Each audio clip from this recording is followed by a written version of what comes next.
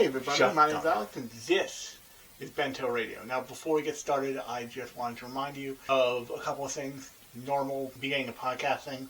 First, obviously if you like this podcast, you should subscribe to it wherever you're hearing it or seeing it. Meaning on YouTube, if you're seeing it, you should scroll down and hit that subscribe button and ring that bell so you always know when new episodes drop. If you're wondering when that happens, it's usually around 7 p.m. U.S. Eastern Standard Time. But if you are listening to this and you want to subscribe to the podcast and maybe even show us some love, be sure to subscribe to it in whatever podcast app is the app of your choice. And of course, leave a 5-star review if the app allows that, because it really helps the show. And if you want to leave a comment on the YouTube video down below, go ahead and do that. And on that note, if you absolutely love the show and can't get enough of it, you can go over to the show's site, /blog, /place where all the stuff I do lives. And that site is bento-box.ghost.io. And that site will have posts for this episode as well as a bunch of the other as well as a lot of the other episodes. I think I'm up to 39 posts, and most of those are episode posts now. And there'll be 40 with this one. But also there are some stories, some essays that I've written about anime more broadly that you can read there, as well as the last thing that I want to tell you guys about, which I've told you guys about for the past couple episodes, and that is I am making an app. I'm actually going through the process of actually submitting it to the App Store and getting it reviewed by Apple, because I'm doing it for Apple platforms because that's where I have it. I'm only one person. I can't very well I wouldn't feel right doing it for Android because I don't have the actual devices to test it on. But regardless of that, I'm going through that whole process. But you can actually use it right now if you go over to that site. Once again, that site is bento-box.ghost.io. And click the Bento Watch tab in the navigation, and there's a button that will literally bring you into an invite to be a beta tester of the app, and you can give it a shot. Imagine an anime watch list that is more critically minded than something like My Anime List or Kitsu or any of those, in that it gives you all the tools to record your thoughts about what you're watching as you're watching it. Or all the tools that I could get to work properly and in a way that was completely stable. I, of course, have ideas of where I would want to take it in the future, but I would also want that stuff to work. So until I get that stuff ironed out, I'm starting here with plenty of room for expansion and upgrades and stuff like that. But when it comes out on iOS, when I finally pass the big hurdle of getting it reviewed, which I only have one issue that I have to deal with now. I had 2 or 3, now I'm down to 1, which is great.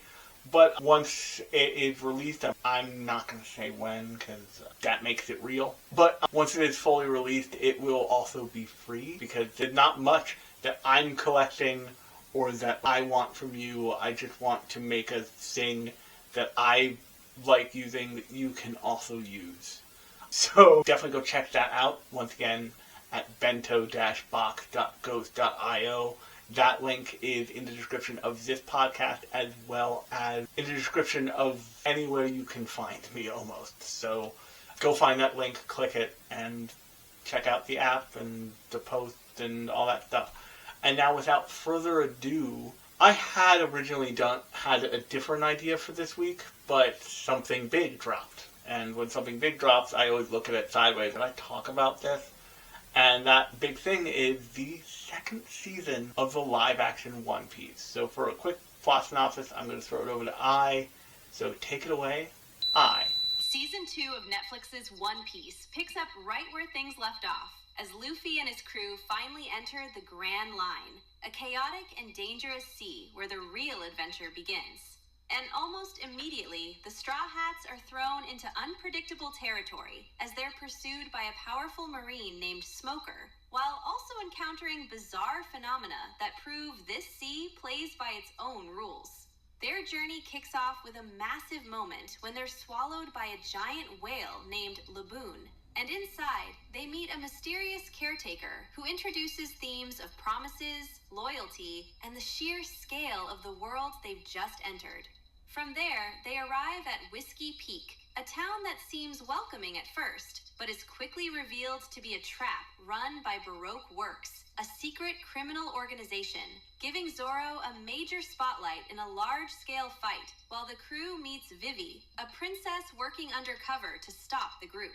Next, they travel to Little Garden, a prehistoric island filled with dinosaurs, where they face powerful Baroque Works agents. But things take a serious turn when Nami falls ill, forcing the crew to search for a doctor, which leads them to Drum Island, a snowy kingdom ruled by a tyrant named Wapol. And after Luffy defeats him and helps restore the country, the crew gains a new member, Tony Chopper, a reindeer doctor with a tragic past. Meanwhile, the true mastermind behind Baroque Works is revealed to be Sir Crocodile, one of the 7 warlords of the sea. And as Vivi reveals her kingdom Alabasta is in danger, Luffy makes his choice, and the crew sets sail toward their biggest conflict yet, expanding the world, raising the stakes, and setting the stage for an all-out war.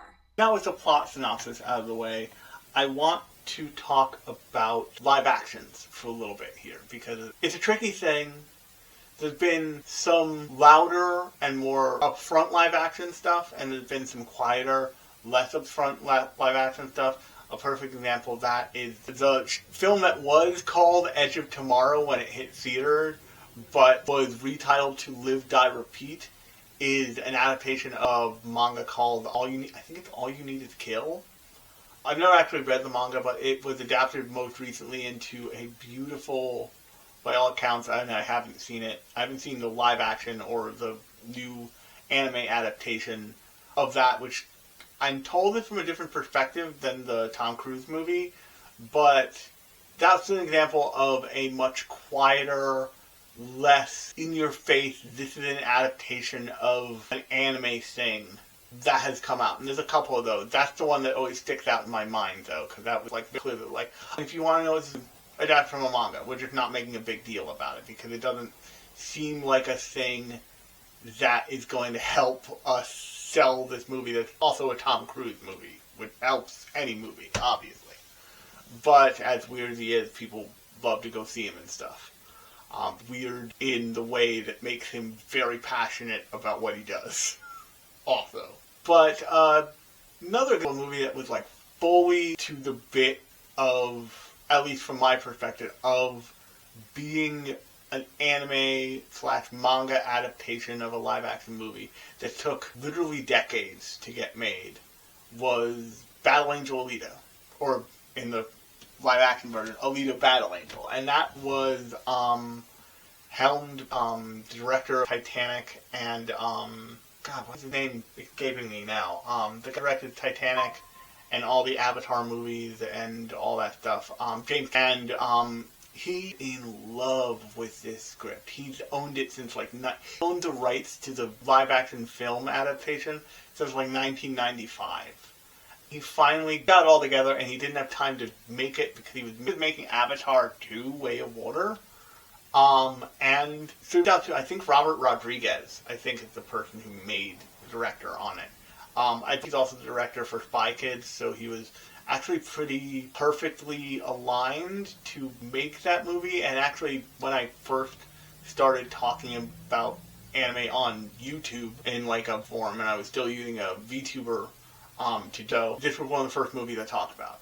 It's exceptional, and it's but once again, it's a great example of this is a live action that is leading into the fact that it's an adaptation of more the manga, because the manga has more to it than the anime. The anime is only episodes compared to where the manga goes, and it was a full-on passion project.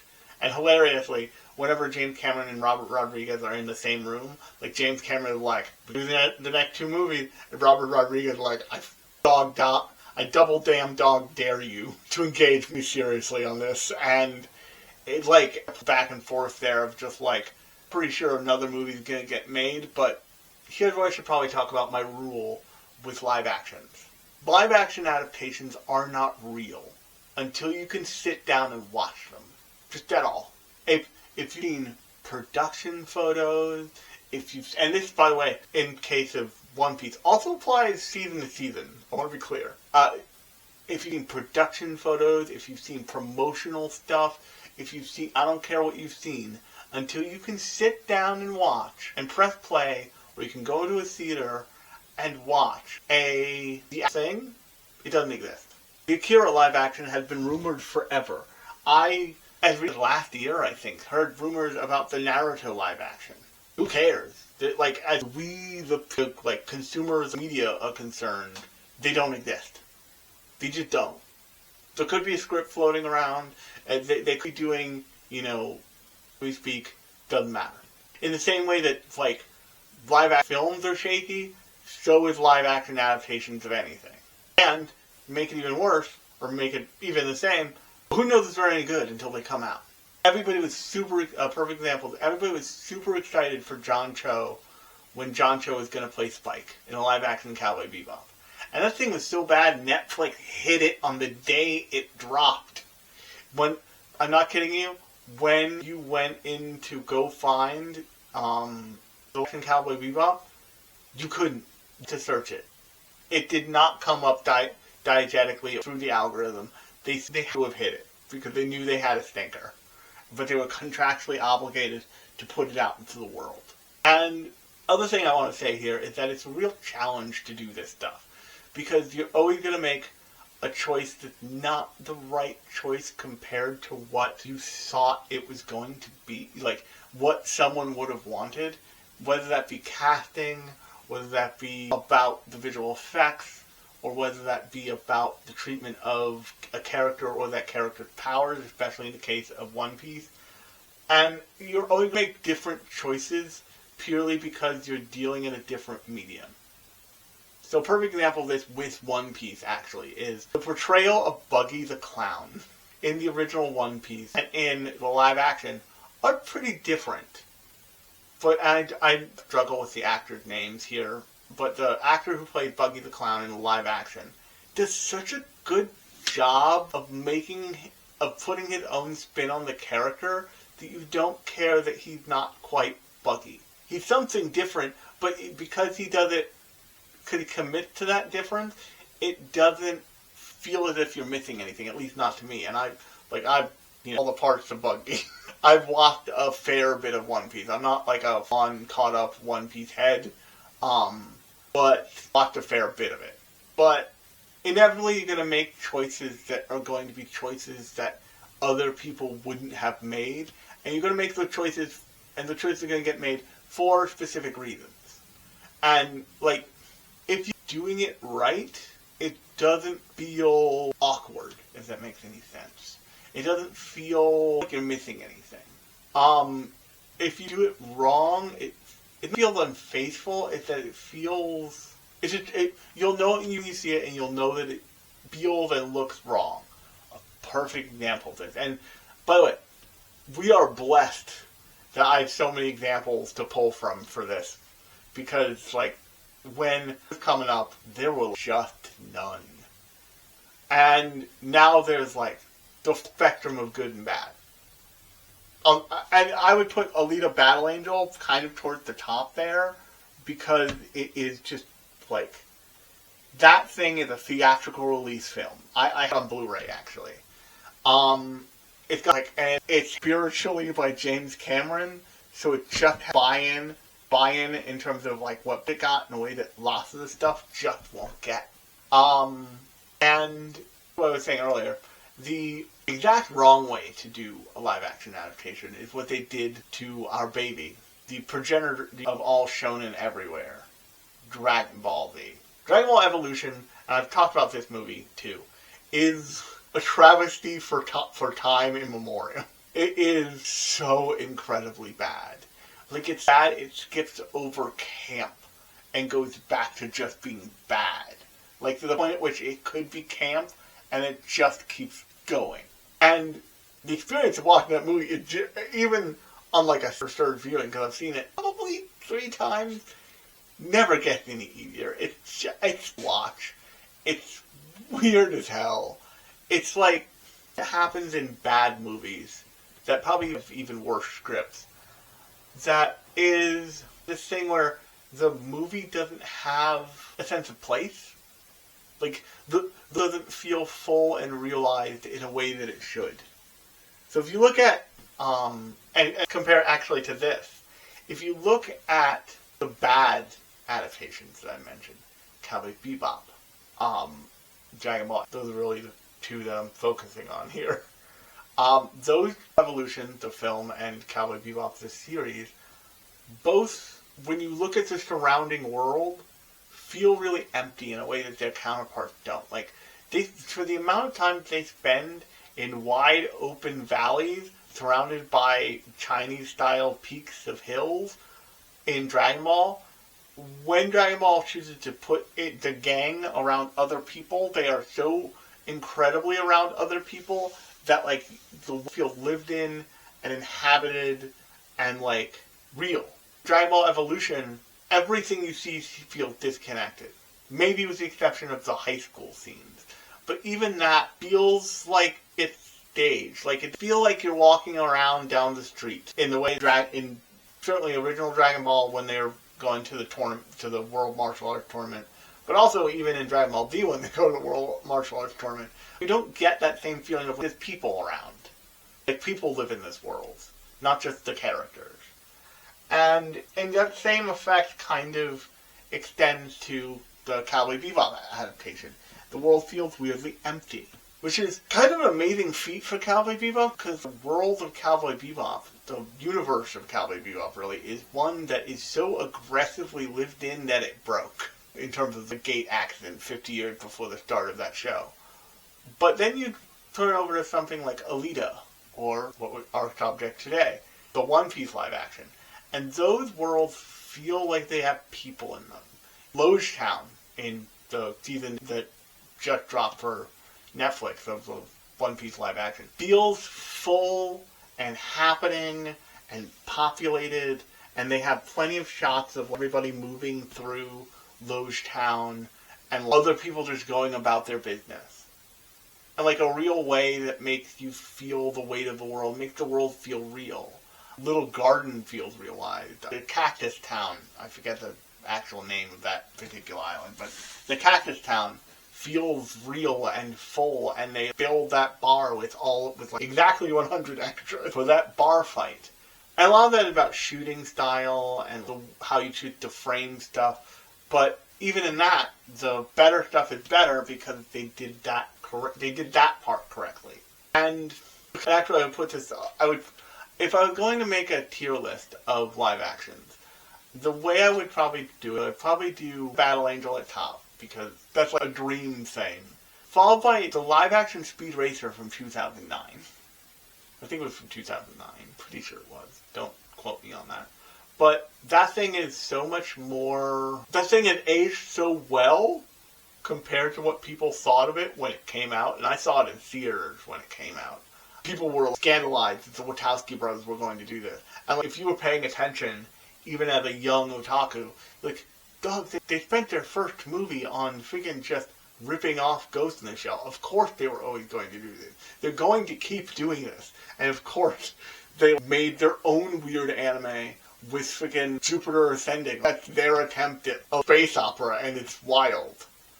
And also Cloud Atlas is another weird attempt at something like that.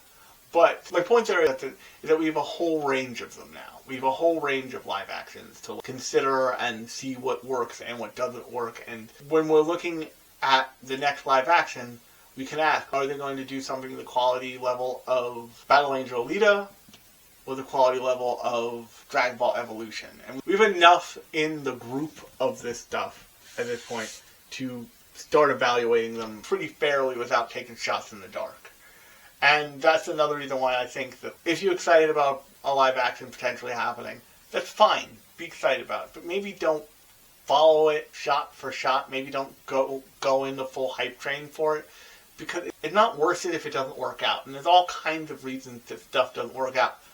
Perfect example. A bunch of media acquisition happened for Warner Brothers Discovery, and the Batgirl movie disappeared. It was done. the Looney Tunes movie vanished too, but was rescued by somebody else. And that stuff can always happen. This stuff can always be squirreled away for tax purposes. It sucks, but it happens. Especially when it's Hollywood types involved thing. But with all that in consideration, let's talk about what we actually got. Because what we actually got was the first part of the Grand Line. In that you have they did Reverse Mountain with Laboon. They did the Cactus Island, once again, I don't remember what it's called. They did Drum Island, and they did Little Garden, and then they did Drum Island. And in doing that, are also building up to Alabasta and Baroque Works and also Crocodile. And the first season of this, they messed some stuff up. They took some creative liberties with the story and did some mild character assassination, but I was pretty happy with it, because the thing I think that you need to allow for in these adaptations is you need to allow for the people making them to take a kind of liberty because they know what they're doing in the medium. Especially when we're talking about adaptations of not something like a book. Say, for example, the Hunger Games books. I remember attempting to read the Hunger Games books, and I couldn't get through the first one. The story is great, but it just, from a grammatical level, it was badly written. And I was like, I can't read this thing. It reads like pulling teeth. It sucks. So I listened to it, and that was so much better. But even in listening to that book, I heard a kind of unspecificity in the prose that lent it to be adaptable. I don't think that was the author's intention. I think that's just the way she wrote, but especially at the time. But that super adaptable things are usually one of two ways. They're usually incredibly vague, so there's a lot of room for what the characters could or couldn't be. I don't think Rue in the story was ever explicitly stated to be black. But they made that choice in the film, and the film's better for it. They made a lot of the visual choices were left up a little in the air in the original Hunger Games books. And that allowed the movie to have its own visual language that used what was there in the books and expanded upon it in a really interesting and effective way. But once you start adapting something from animation into live action, you have a one-to-one. It's not even like you have the manga or the storyboards. It's like you have an actual thing that exists. You have an actual watchable alternative. You have a reason that people could be like, oh, I don't like this very much. I'm just going to go rewatch the old thing. And it's going to make all the nostalgia triggers fire in my brain and make me happy. But in the case of something like One Piece, and I know this is a lot of people's concern with the live-action One Piece isn't very many anime, and I know there's a bunch of people like hooting and hollering, and he's right. But the way I'm going to say that is One Piece isn't a lot of anime in that it is much closer to a traditional American animated show than most anime. Most anime are every frame a painting, so to speak. Most anime use on model, extremely precise, but also very limited animation. And the ones that step out of that bound very often get noticed. A perfect example is the Pain fight in Naruto.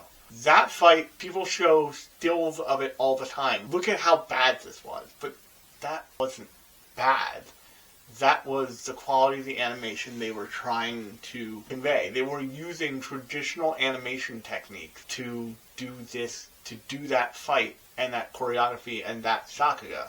What you're seeing when Pain looks like a weird seal is, with his eyes melting out of his head, is you're seeing Squash and Stretch, you're seeing Smear, you're seeing the traditional futurist, and I'm using futurist there as a term of art, futurist and futurism techniques that have existed in animation for a long time. And I don't know if this was Oda's original intent with a character like Luffy, but a character like Luffy is an embodiment of the animation technique that is Squash and Stretch. He is a rubber person. If you've ever attempted animation, or you've ever thought about attempting animation, and if you haven't, you can totally go look up this tutorial yourself. One of the first tutorials, they have you do a bouncing ball. I can do this in my sleep at this point. But they have you do a bouncing ball because it demonstrates momentum, physics, impact, timing, All of it. Because animation is meant to imitate life, and when it doesn't imitate life close enough is when it breaks the illusion. And your brain is no longer like, oh, that's wrong, that's an animation mistake. What? No. Or it's too choppy, or it's too this, or that. And when you're watching Luffy in the form of the One Piece anime, what your brain is doing is this, oh, his body's rubber, so of course it does that. Of course it would do that. But what they also do in One Piece is every character is incredibly expressive, every character is incredibly cartoony, and so everybody, including myself, was really worried about that portion of that part of the translation process. How are we going to translate a rubber boy? He's the main character. I think the actor who they got brings the appropriate amount of enthusiasm to it, and I saw some stuff going around when I first actually finished the current season, because I shotgunned it. Not for this, just I found myself shotgunning it just naturally. Oh, you should probably talk about this. But, because I talked about the first season previously, you can go find that episode, I think even on YouTube, but in wherever you're listening to this as well. But people were nitpicking his, that he didn't feel like Luffy. But I think that's okay, because he's not going to. Luffy is a combination, from the anime, is a combination of so many different people's choices that it would be really hard to get there as a single person. Because you need the voice actors. You need to know what the voice actors' intents were. You need to know what the animators' intents were. You need to know what the mangaka's intents were. And you need to take all of that and amalgamize it into a singular thing that might not even be accomplishable. A really great show that I might never finish is Oshinoko. But the reason why I might never finish it is not because of the entertainment industry aspect of it. It's more the baseline story I just find incredibly depressing.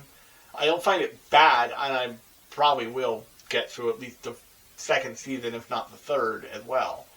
But I find it dives into the Japanese entertainment industry and the different parts of it to be really interesting and kind of full-bodied. In the second season, Aqua's girlfriend, I forget her name, has issues with the script of the 2.5D stage play that they're putting on, because her character isn't written anywhere close to how she's written in the manga. And the manga actually has the same problem.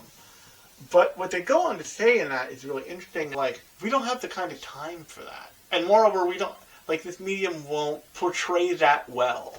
So the writer said he was I'm trying to keep all of those qualities, and yes, there's going to be stuff lost, and yes, I am eliminating some motivations and some tendencies of the character, because they're just not going to play well to even the first row in a play, let alone the nosebleed seats in the balcony. And the difference in medium is really true. There's a kind of emotionality and expressiveness you can achieve with animated characters that involve a full-bodiedness that very few people have in their bodies.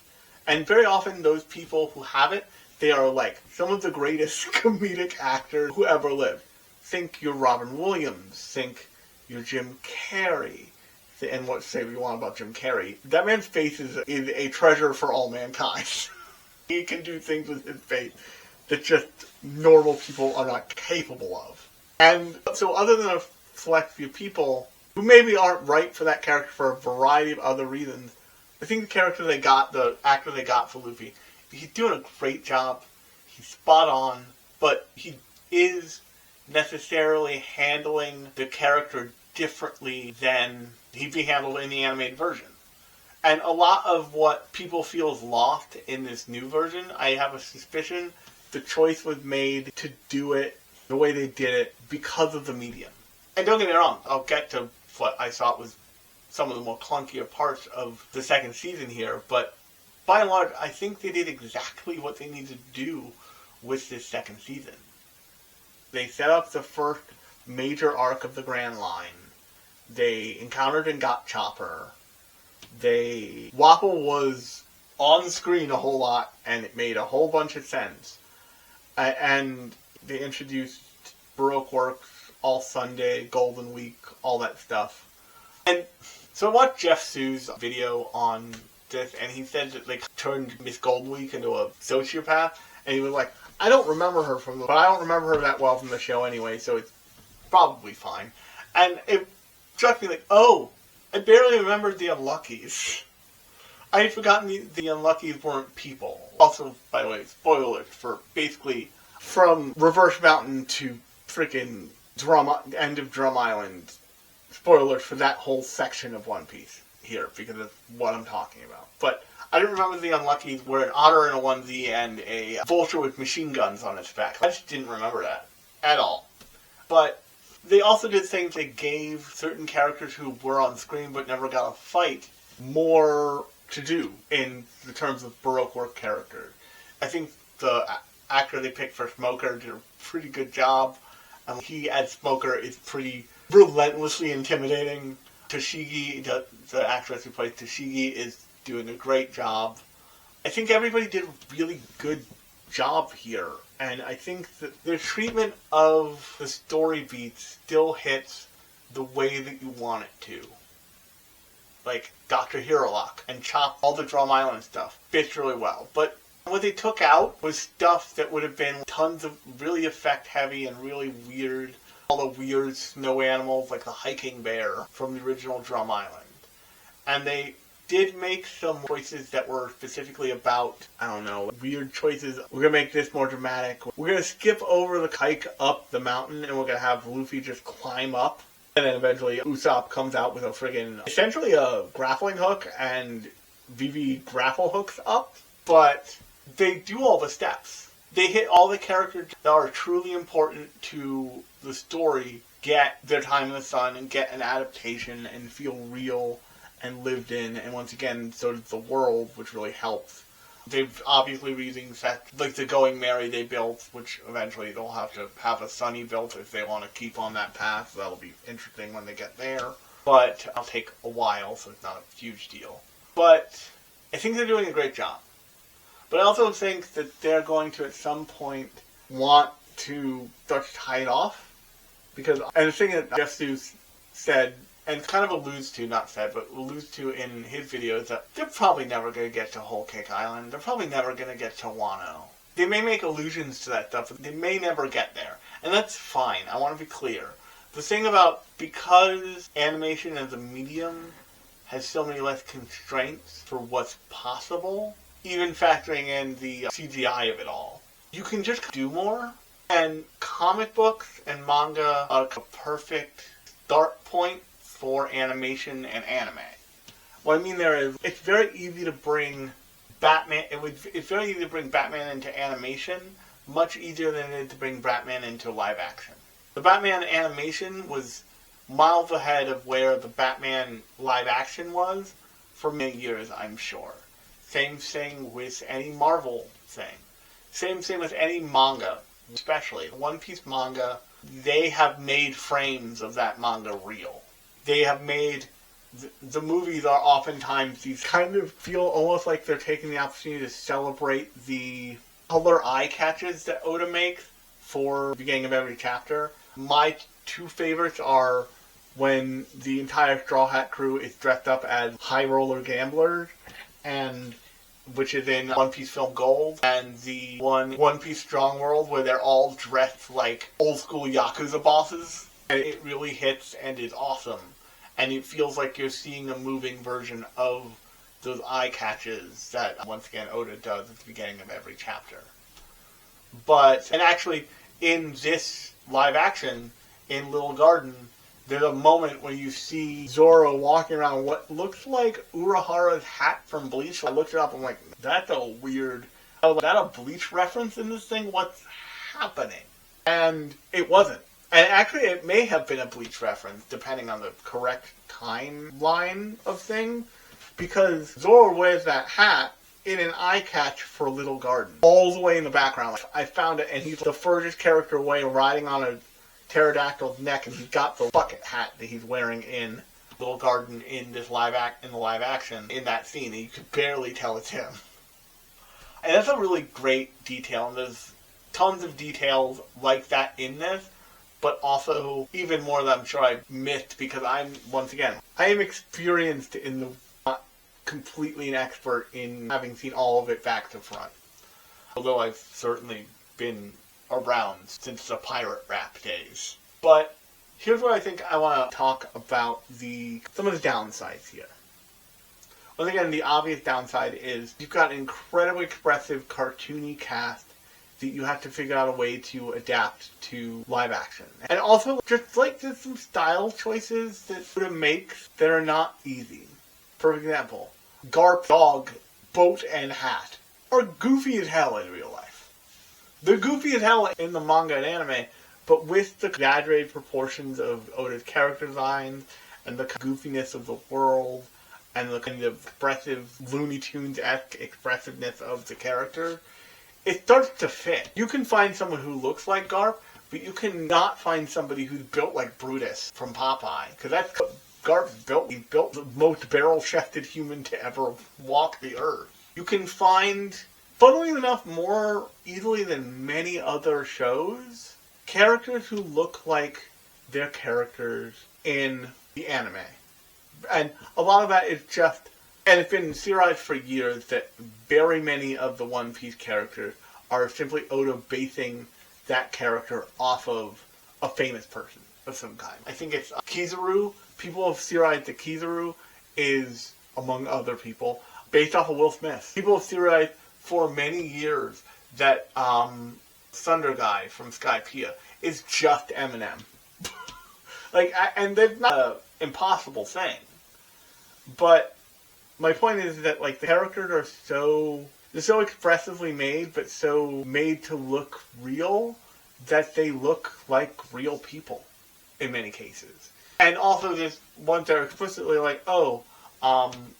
Faith from Egghead Island is just Faith. Just Albert Einstein. It's just a fun, weird take on Albert Einstein. The Einstein poster everybody had in their bedroom in science camp where he's making a goofy face at the camera. But my point is that, you can find those people, but they'll never be the exact right thing. So once again, it for what it is. Come to it with the understanding that it is a live-action adaptation for a thing you really like, but also give it the space to do its own thing. Because if you don't, you'll get bogged down in things like Smoker seems a little off. Buggy's not the right kind of jerk. The enthusiastic as the character who played Luffy is, he will never be as enthusiastic and as whimsy-filled as Luffy is. The, expression that you get from all the characters at some point when, brings, insane thing barreling their way and they're like, hey! And they get, the shark teeth and freak out. Just won't. That's not a thing humans are capable of doing. That's an expression set that was created by Oda and translated into animation. It can't exist in live action. And also that, on a dime, is not a thing that lots of actors would even attempt to do. I think is the name of the who plays Zoro. And he also was in the Rurouni Kenshin movies, which makes sense. Realized that was they were the same actors, but the live-action Rurouni Kenshin movies, at least. But his portrayal of Zoro is pretty spot on, but it is, once again, still different. There's I saw a clip of Zoro running around with babies in a town. Some episode that I don't think I've seen, but was early enough where it's dubbed, and it's a pre-time skip Zoro, so it's somewhere in there. I may have seen it, I may not have. But it might even be a filler episode. But it's such an expressive, goofy quality that just that's hard to translate, because to have that kind of freaked out oh no-ness at that pitch where it's not concerning to the viewer but it's entertaining is a really hard thing to do. Because once again, working with cartoon expressiveness, you're working with cartoon posing, movements, that kind of stuff. You're not going to get that in live action. It's just not the way it works. And why they did a good job, they did have a little bit of character assassination, have Usopp being one of the boys with Sanji and upstairs for what is suggested to be a four-way. Luffy is his own character, is his own version of the actor's version of the character. And the kind of a really good job managing it. Characters like Dr. Hirolock and Dr. Correa in Drum Island are really well done, but they go only as far as they can go, because like the original art is exactly the quack he was in this one, and they contained that really well, and it allowed Hirolock to be the character he needs to be and was in the original adaptation. But Dr. Correa, who's actually kind of a screen more, if that makes any sense, the actor playing her, I think, did a great job. Down to the fact that she like in the Dr. Correa laugh every now and again. You're like, oh, that's fun. But like not as peppered in there as I remember it being in the anime adaptation.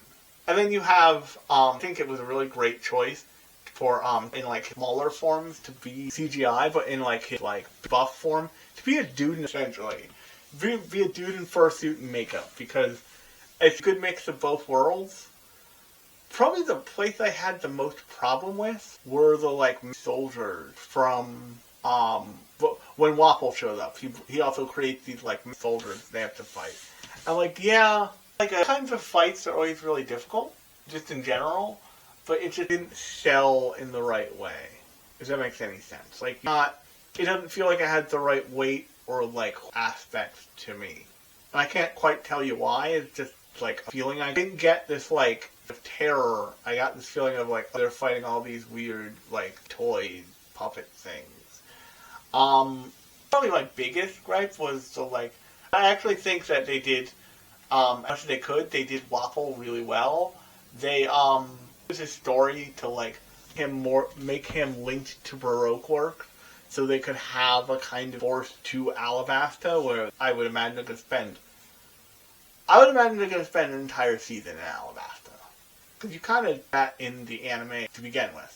Although you could resolve it in like 2 episodes, or maybe even an episode if you liked it. But they use him as a kind of jumping off point into Alabasta in a really explicit way. Like, he's the munch fruit because it's given to him by Crocodile, aka Mr. Zero. And, by the way, in introducing Crocodile and Baroque work and all that stuff, they like set up Crocodile and like we're fully doing the Sandman from Hell, Crocodile, here he is. The last things they do with the show is they put him fully on screen with the big gold hook and the giant crocodile tank outside of his office kind of deal, which was great. I stop and think about it. I like the more relaxed pace of this season, but I do wish we got a little bit further. I wish we got just a little bit into Alabasta in a way that like we got through a lot of stuff in the first season of the live action. We didn't get through quite as much here. I think that's because they wanted to take the time for the emotional resonance of Drum Island and of Garden and all those character moments there. But I remember the moment, I think I was like, beginning of Drum Island, I was like, oh, Drum Island is the finale. I think because of the way they chose to do the effects with the cherry tree and the cherry blossoms, the fact that the cherry blossoms have at the end of Drum Island in the original adaptation is so moving and striking and like inspiring that if there's something you could do with CGI blossoms, you could have just done it instead of pink snow that doesn't read nearly as visually full as the cherry blossom petals would have been. And don't get me wrong, once again, Drum Island made me cry. It made me cry in the beginning, made me cry this time. When I first watched it, it made me cry this time in the live action because outsider kid getting accepted by well-meaning doctor get me every time. Take Search for Acceptance and sprinkle a little Patch Adams on there and you got me.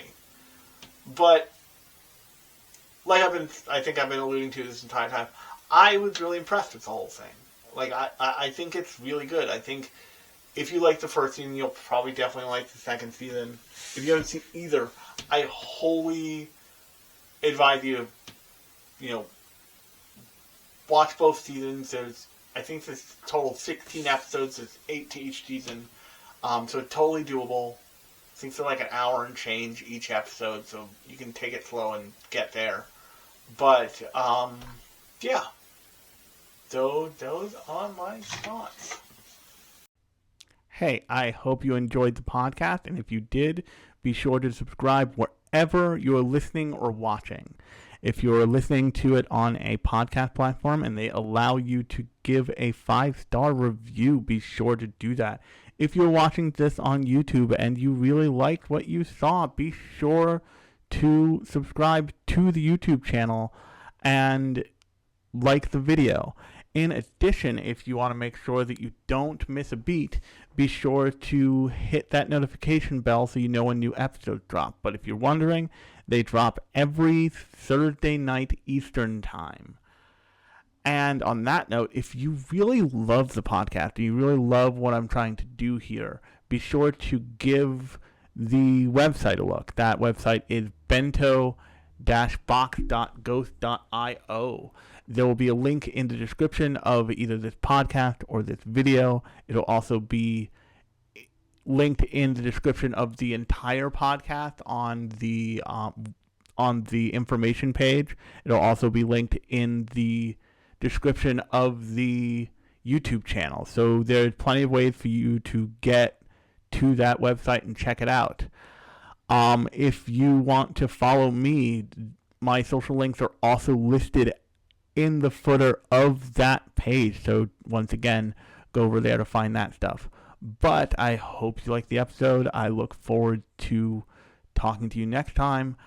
But until next time, I have been Alex. This has been Bento Radio, and I'll talk at you later.